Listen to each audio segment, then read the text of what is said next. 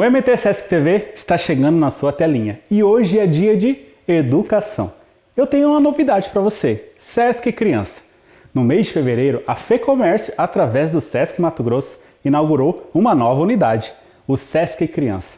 A creche que atende de forma gratuita crianças de 1 e até 2 anos e 11 meses, em período integral, e foi feita especialmente para os filhos do comerciário, que se enquadram no programa de comprometimento e gratuidade.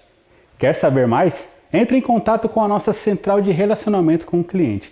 Mas deixa para fazer isso durante o intervalo comercial, porque agora vem aí o Além do ABC. Confira! O que seria a moral? E existe mais de um tipo de moral? Bom, para a filosofia, sim, existe.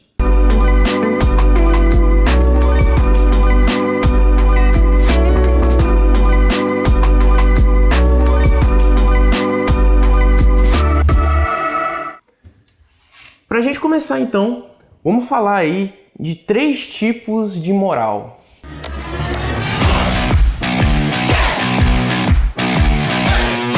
Começando então por essa moral kierkegaardiana, moral aí do filósofo Kierkegaard, que ele fala primeiramente aí dessa moral do herói. Bom, para saber um pouquinho dessa moral do herói, não é muito difícil, a gente não precisa ir muito longe, afinal de contas o cinema hoje em dia é praticamente só filme de herói. E aí a gente tem, por exemplo, os filmes de todos os heróis, aqueles heróis mais certinhos, tá? Digamos assim, que seguem as coisas como deveriam ser, né? Como, por exemplo, vamos pegar aí o Superman, né? O Superman, que é aquela pessoa que está sempre muito preocupada com o que a sociedade, e eu vou deixar bem específico, a sociedade americana entende do que é certo, o que é errado, o que ele deveria fazer, o que ele não deveria fazer. E ele segue esses princípios à risca, né?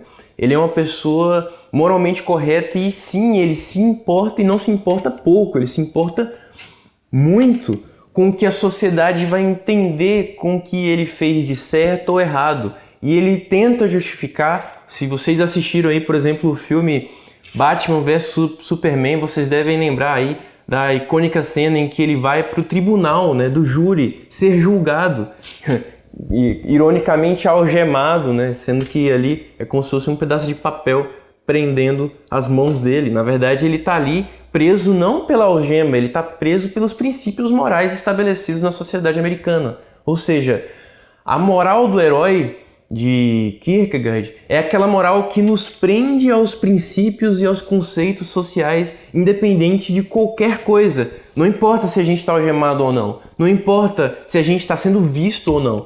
A prisão aos conceitos do que deve ou não deve ser feito não está no físico, a prisão está na mente. Essa, para Kierkegaard, é a moral do herói. Também temos a moral do herói trágico. Como assim o herói trágico? Bom, é aquele herói que às vezes é um pouco oposto ao do herói, que eu acabei de falar. Ele, no sentido de que ele também está sob o olhar do julgamento das pessoas, o olhar do julgamento da sociedade, o olhar do julgamento legal humano, mas ainda assim ele não se importa muito com isso, ele não segue os princípios morais tão fortemente como o herói.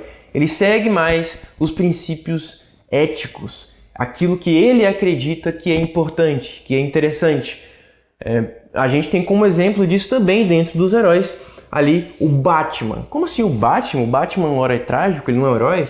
Não, o Batman, por diversas vezes, a gente lembra que a sociedade não vê exatamente como uma boa pessoa. Ele é uma pessoa que às vezes pode ser visto de uma maneira problemática pela moral, né? A moral estabelecida não vê muitas das vezes o Batman como alguém positivo para a sociedade. A gente vê isso também no mesmo filme Batman vs Superman, em que o herói ele é tido de uma maneira um pouco dúbia ali pela sociedade como alguém que será que está fazendo a coisa certa. As pessoas questionam isso o tempo inteiro, né? No próprio filme Batman, o Cavaleiro das Trevas também, a gente percebe que a sociedade observa o protagonista ali com um pouco de desconfiança se será mesmo que ele é um defensor da moral ou ele é simplesmente um justiceiro, ou seja, faz aquilo que ele acredita ser certo.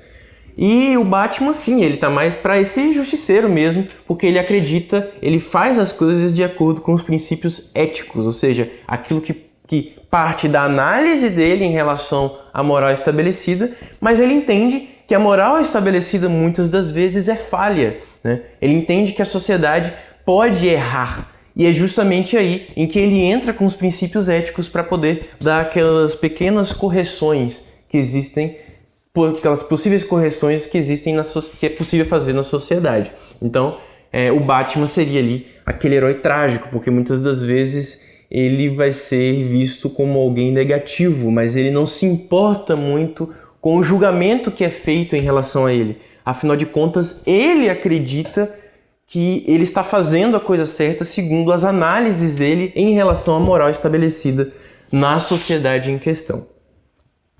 Agora, indo aí para um princípio moral um pouco diferente e que aparentemente não faz muito sentido, mas logo vocês vão entender, que seria a moral do cavaleiro da fé.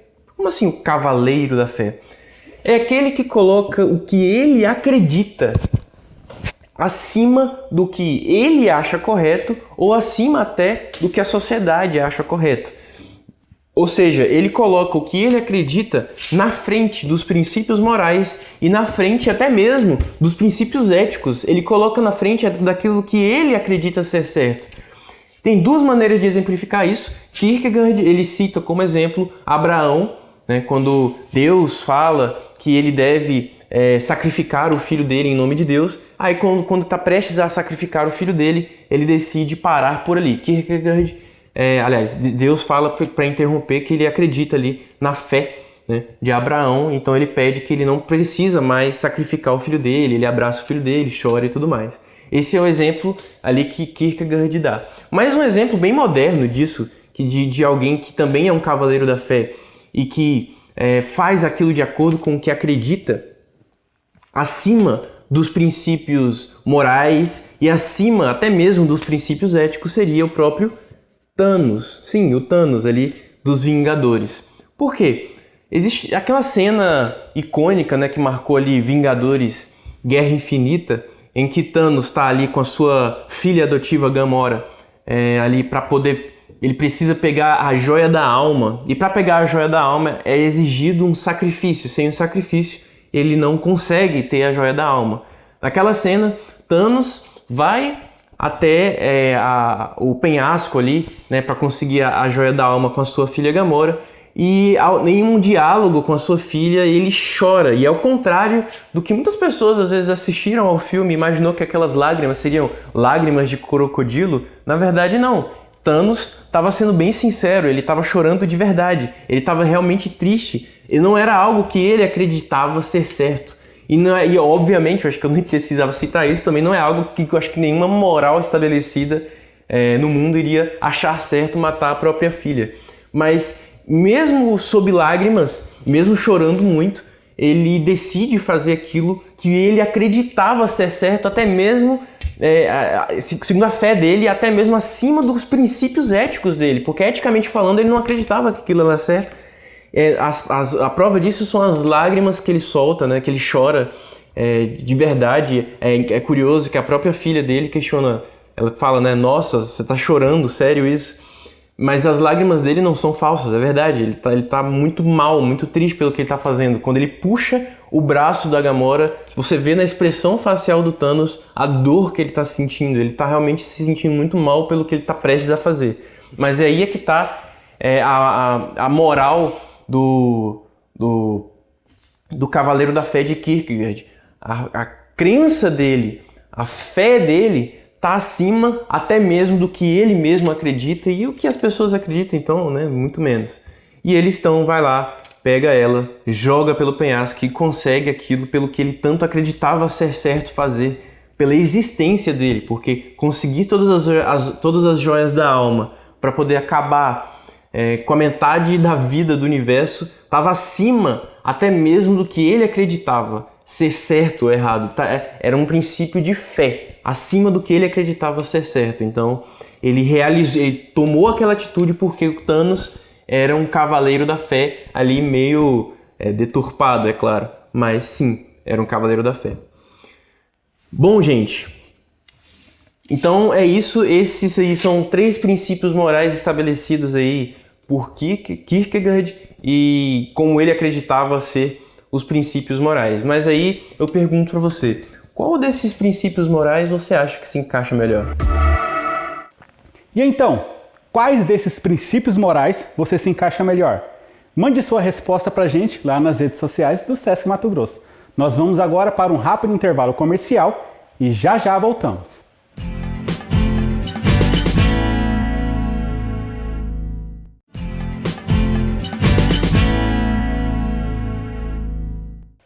Estamos de volta e nesse bloco você vai aprender sobre a importância da divulgação científica. E logo em seguida a professora Alcineia vai nos dar dicas valiosas sobre surdo-cegueira. Confira! Olá pessoal, tudo jóia com vocês? Eu sou a professora Alcineia, psicopedagoga do Sesc Escola. Vamos falar um pouquinho hoje de um assunto quase ninguém fala muito, é um assunto pouco conhecido, que é a surdo-cegueira. Vamos lá?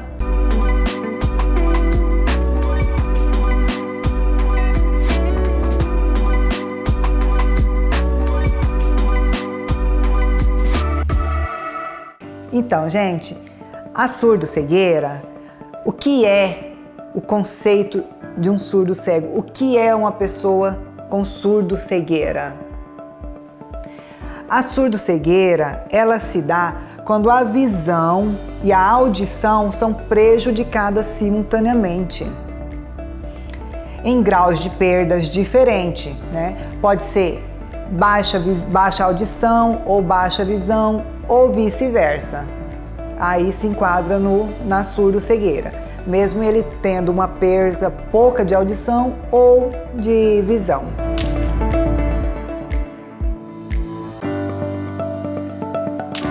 Como é classificada a surdo-cegueira? Ela pode ser classificada em 2 etapas.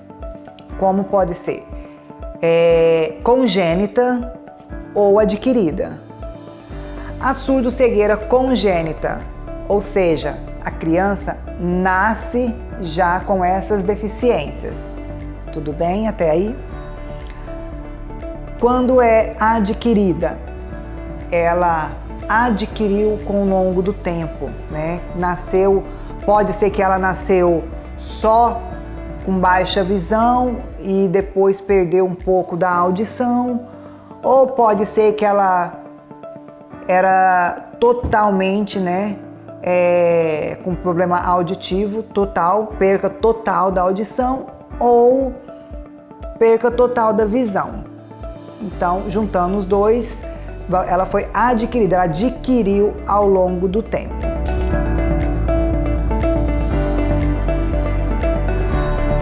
E a comunicação, como é a comunicação de um surdo cego? Ela precisa ter a antecipação da sua rotina, né? Ela precisa de objetos de referência para estar fazendo esse meio de comunicação com essa pessoa surdo-cega. Então aqui eu vou falar um pouquinho para vocês o começo, o meio e o fim. Como que a gente pode estar trabalhando, fazendo o desenvolvimento dessa criança, desde a fase de criança até adulta. Como eu disse anteriormente, ela precisa de um objeto de referência, O que é um objeto de referência? Uma rotina. Ela vai precisar fazer uma rotina, antecipar o que vai acontecer com ela, para depois a gente começar a trabalhar o Libras Tátil. Pessoal, eu vou dar um exemplo para vocês de um café da manhã para um aluno ou uma criança, uma pessoa com surdo-cegueira. Um objeto de referência que a gente pode estar sempre usando, eu geralmente uso nas escolas, é aquelas cumbuquinhas, A família pode também estar usando em casa, que ele sempre costuma tomar café da manhã. Então, o que você vai fazer? Mostrou para ele o objeto de referência, que é a cumbuquinha. Vamos fazer a configuração da mão, né? Que vamos supor que é o lanche, o L, em libras é lanche. Pegar a mão dele, colocar sobre a sua mão, ele vai sentir a configuração da sua mão, dos seus dedos, que é o L. Você vai mostrar para ele, ele vai tatear, vai colocar no seu rosto com a mãozinha dele e fazendo essa articulação das mãos, ó, de lanche. Então, geralmente, né, os alunos estão na escola, vai fazer esse aqui, ó, a mão sobre mão e o movimento de lanche.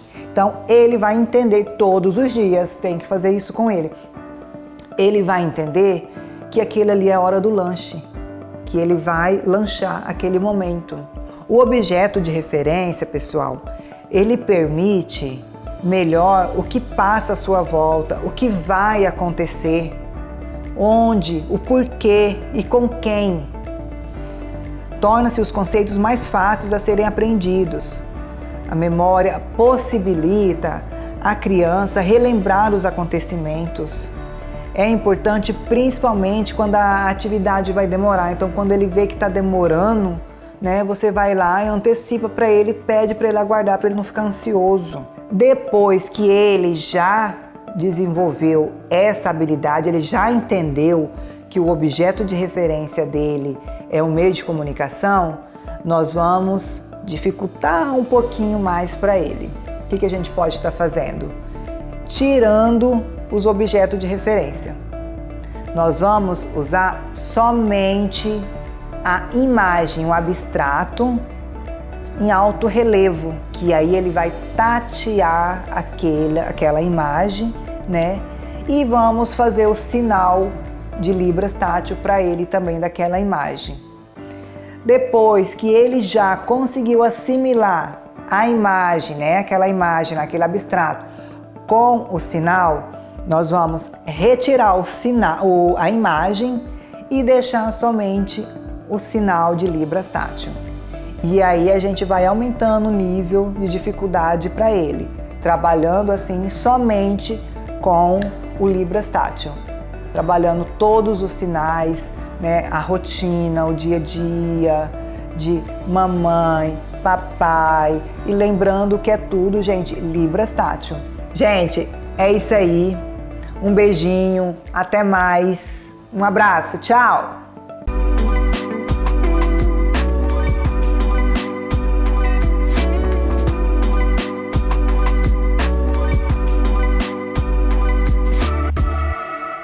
Olá, bem-vindos a mais um Além do ABC. Eu sou a professora Jéssica Trujillo, do Sesc Escola Cuiabá. Nós vamos falar um pouco sobre alfabetização científica. A alfabetização científica está presente dentro das nossas escolas, nos movimentos educacionais. Antes de falar sobre alfabetização científica, nós temos que entender um pouco sobre o que é alfabetização e o que é ciência. A alfabetização, pelo educador Paulo Freire, é muito mais do que ter conhecimentos psicológicos e mecânicos das técnicas de saber ler e escrever. Ele nos diz que a alfabetização é, além da gente utilizar a prática da leitura e da escrita, trazer para dentro, para o nosso autoconhecimento e de como nós podemos interferir e interagir no nosso contexto, no nosso cotidiano. Então, para o educador Paulo Freire, a alfabetização se dá nesse sentido do subjetivo, mas também da nossa ação no nosso cotidiano, na nossa autoformação e formação dos que estão à nossa volta. E vamos falar então um pouco sobre o que é ciência, o que nós entendemos como ciência. A ciência se dá a partir de um conjunto de ações e reflexões sobre variados assuntos. Podemos pensar e entender que a ciência é um complexo, é a interação de diversos conhecimentos. A ciência se dá a partir das ciências naturais, das ciências da matemática, por exemplo, da língua portuguesa, das humanidades. Então, todas essas áreas de conhecimento fazem parte da ciência. Então, o que são os processos de alfabetização científica e por que a alfabetização científica se torna tão importante dentro dos processos educacionais?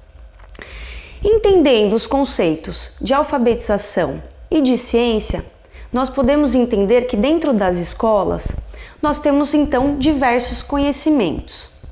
Então, ter um olhar para esses conhecimentos que são colocados em diferentes disciplinas, então a gente ter um olhar dessas disciplinas em conjunto, interconectadas, nos permite trazer para os estudantes, para os alunos e alunas, um pensamento mais complexo da realidade. Então o aluno e a aluna trazem das suas casas, dos seus ambientes que convivem, dos clubes, de outros lugares que frequentam, trazem determinados conhecimentos para dentro da escola. E esses conhecimentos, aliado aos conhecimentos científicos que são colocados pelos professores e professoras nas escolas, fazem então um conhecimento mais coeso, um conhecimento mais complexo, para o aluno e a aluna conseguirem atuar na sociedade, terem autonomia, serem críticos perante os acontecimentos da vida cotidiana.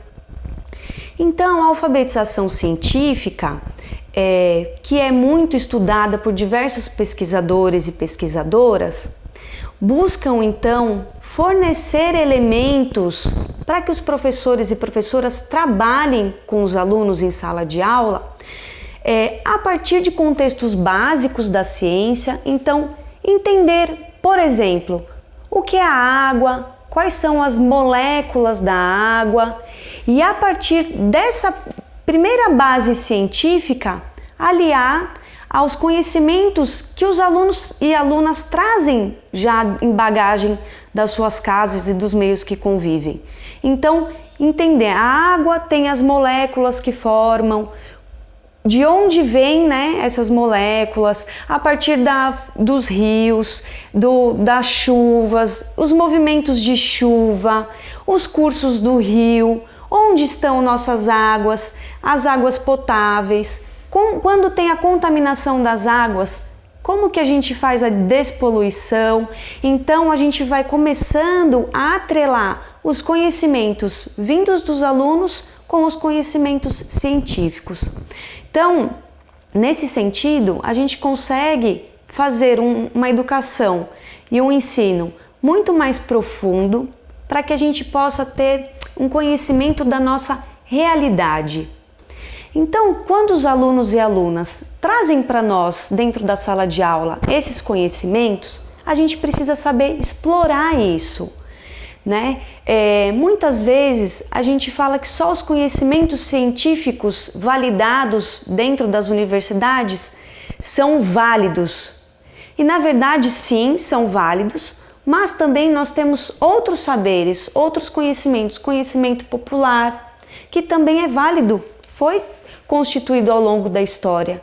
Então, saber aliar esses diversos conhecimentos, esses diversos saberes, se faz muito interessante no sentido da gente ter uma educação mais complexa, para que os alunos e alunas consigam perceber a complexidade do nosso planeta Terra e do nosso universo para a nossa atuação.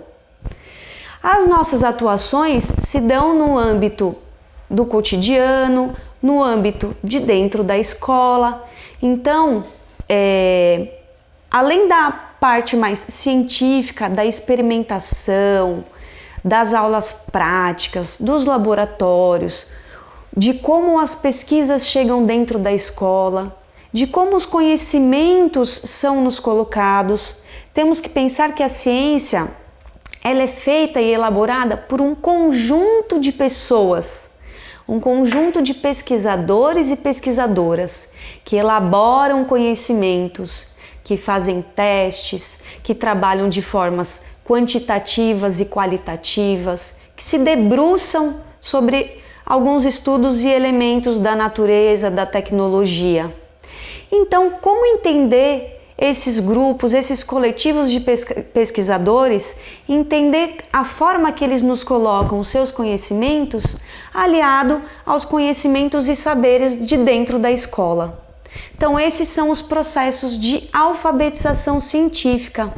Aproveitar o que os alunos e alunas trazem de conhecimento prévio e aliar aos conhecimentos científicos já estabelecidos dentro da sociedade, para que todos tenhamos uma consciência melhor, uma tomada de posição para a nossa atuação no cotidiano, para melhorar a nossa vida, o nosso bem-estar, a nossa qualidade de vida e tomada de atitude frente às mudanças ambientais, às questões ambientais, às políticas públicas, a própria tecnologia, como elas transformam a nossa vida e de que forma transformam a nossa vida, né? Então precisamos entender e aliar todos esses conhecimentos para a alfabetização científica.